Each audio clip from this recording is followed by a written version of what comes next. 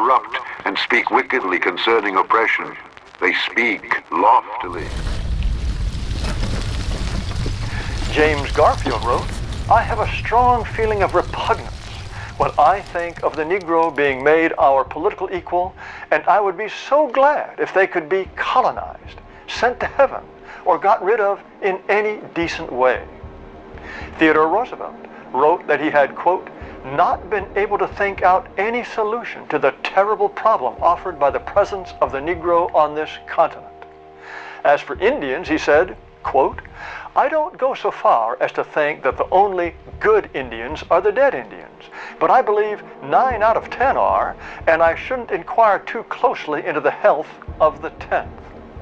We came here and created a blank slate. We birthed a nation from nothing. I mean, there's nothing here. I mean, yes, we have Native Americans, but candidly, that there isn't much Native American culture in American culture. Woe to them that devise iniquity and work evil upon their beds. When the morning is light, they practice it, because it is in the power of their hand. And they covet fields and take them by violence, and houses and take them away. So they oppress a man and his house, even a man and his heritage. In the span of 100 years, our country has grown from an uncharted wilderness to an area of great wealth and productivity. Now that's an old Indian custom. Back long before the white men came, in the Middle West, there was native copper, and those people, mound builders.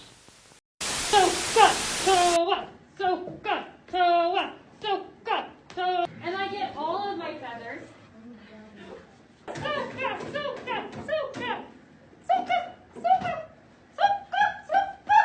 So a tribe is an individual group of people who are a community, they're a nation, they're their own. So like I'm Eastern Band of Cherokee Indians, and that is a tribe. Yeah. And tribes were removed from their original lands and put into an area that was called a reservation. So they were moved from where they belonged to somewhere else.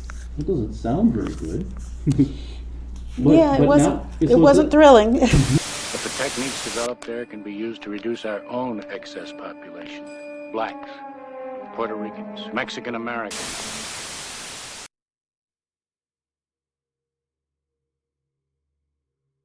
But now as to the Indians, I don't even care to discuss that kind of alleged complaints that they have against this country. I do believe, with serious scientific reasons, that worst kind of movie that you have probably seen, worst from the Indian viewpoint, as to what they did to the white men. I do not think that they had any right to live in a country merely because they were born here and acted and lived like savages. Americans didn't conquer. Americans did not conquer that country. Whoever is making sounds there, I think is hissing that he's right, but please be consistent. You are a racist if you object to that.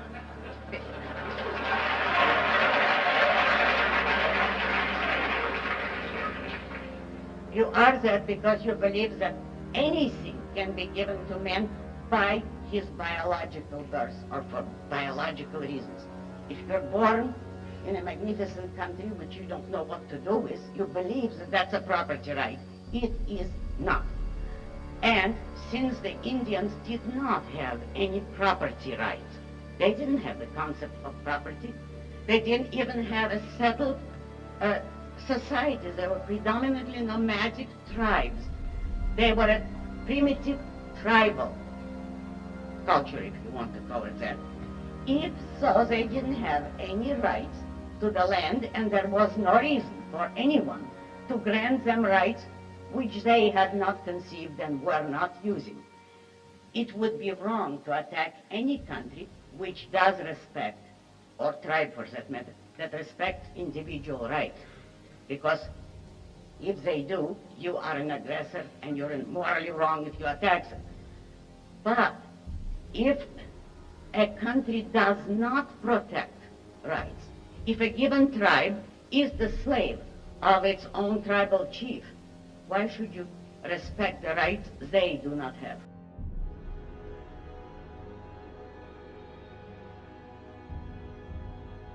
Woe to thee that spoilest, and thou wast not spoiled, and dealest treacherously, and they dealt not treacherously with thee.